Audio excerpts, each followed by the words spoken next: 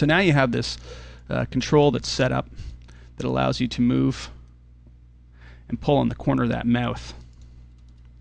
Of course, this control as well, the parent of it should also be parented up to the jawbone, so that when we rotate the jawbone, it's still pulling the corner of that mouth down, and the control moves with the corner of the mouth, and then we can easily just control the corner of the mouth and set it. Be able to move it around. We'll be able to move it around in all 3 axes, as well as rotate at any point in time to twist it, because you can see that it's actually twisting the joints a little bit, and that'll help get some different facial expressions that we might need.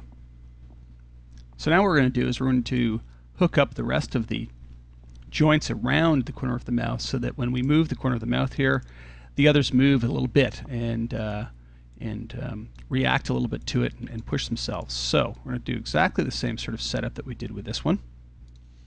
Group all objects. I'm going to say group. Drops the group node in there. I'm going to align it in orientation only to the control. Now I don't want to leave it in that direct orientation, because what's going to happen is when I move this completely directly sideways along the negative x, this one will move directly along the negative x, and you can see that it's actually going to pull the face straight out. What we want this to actually do is to rotate a little bit with the face, and sort of like it's curving around the face. So I want to align that more sort of the normals of the face, in a sense, directly out from the side. Now when it moves along the X, it's kind of pushing it along this joint, down this joint a bit more. We could adjust this as we see fit to get the kind of effect that we're looking for, so that it could eventually do down the side if we wanted. So we'll have to go back and play with that a little bit, get it exactly the way we want. I'll just leave it somewhere in the middle then for now and see how that works, and see if that's going to do what I want it to do. So now that it's set up there, I think I'm just going to do a couple undos there just to make sure. I think I'd rotated it with Don't Affect Children turned off, and then that had changed the orientation of my joints initially, because it had rotated these point helpers.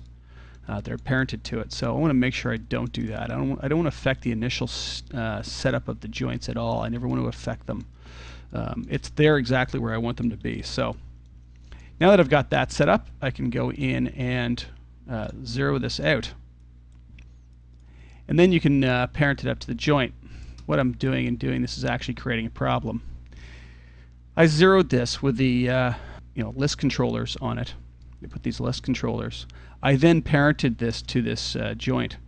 Well, my tool here, when it's set up, it automatically makes the second controller active.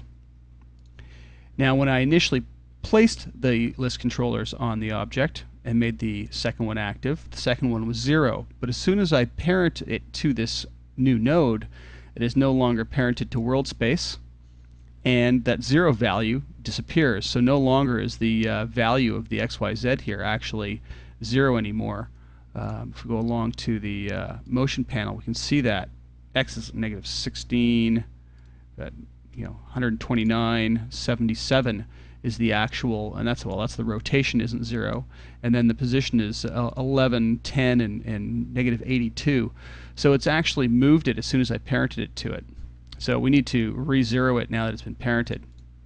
The best thing to do when you're using the list controllers, if you're going to be parenting or trying to move around that value, we don't want to affect the 0 value of the second controller, is make sure that the object is actually set to have the first controller active all the time. If I now parent or unparent it, it's the first controller that's going to get the value change, not the one that's not the second one, the one that we want to remain at 0. So it's a great way of doing setup. Also, it's a great way of setting up reusable rigs that you can repurpose and resize without affecting 0 values. So now that we've done that, I'm going to make both of them active. The first one's active, and I've got that again in this window here, set active, set first, and it'll set all the controllers, list controllers, active on the first in the transform properties anyways. So now that I've done that, I can go about connecting these up.